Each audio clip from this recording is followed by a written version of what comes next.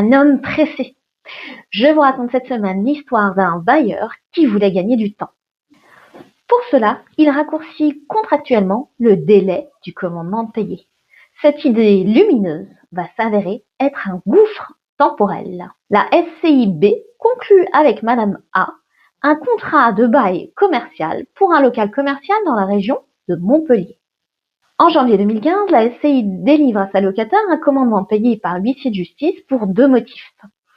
Justifier d'une assurance locative et payer les charges. Ce commandement vise la clause résolutoire insérée au bail, laquelle prévoit qu'à défaut de régularisation dans un délai de 15 jours, le bail sera automatiquement résilié. La locataire ne régularise pas sa situation dans le délai imparti par le commandement et la bailleresse la signe en justice.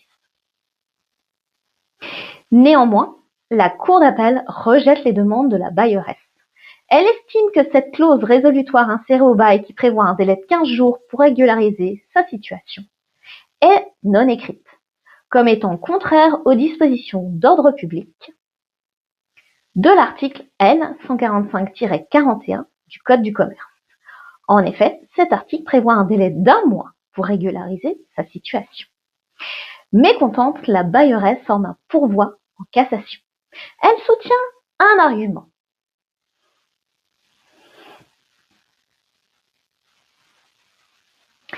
La stipulation dans la clause résolutoire d'un délai inférieur à celui prévu par la loi ne rend pas cette clause non écrite, mais simplement interdit d'appliquer le délai prévu.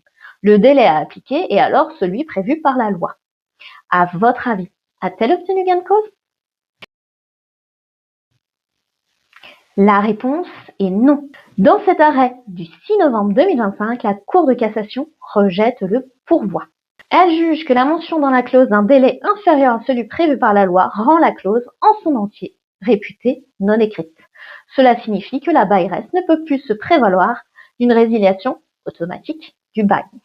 Il aurait fallu demander une résiliation judiciaire, ce qui pose une difficulté puisque ça laisse au juge la faculté de décider si le manquement du locataire était suffisamment grave ou pas. On laisse donc une latitude au juge qu'il n'a pas quand il y a une clause résolutoire. Un conseil, il est indispensable de respecter les dispositions d'ordre public. Dans la matière du bail commercial, de nombreuses clauses du contrat sont négociables, mais pas toutes. Il est donc indispensable d'être bien entouré. Si cette vidéo vous a plu, je vous invite à la commenter, à la liker ou à la partager. Vous pouvez naturellement vous abonner pour suivre toutes mes vidéos. Quant à moi, je vous dis à la semaine prochaine pour une toute autre thématique.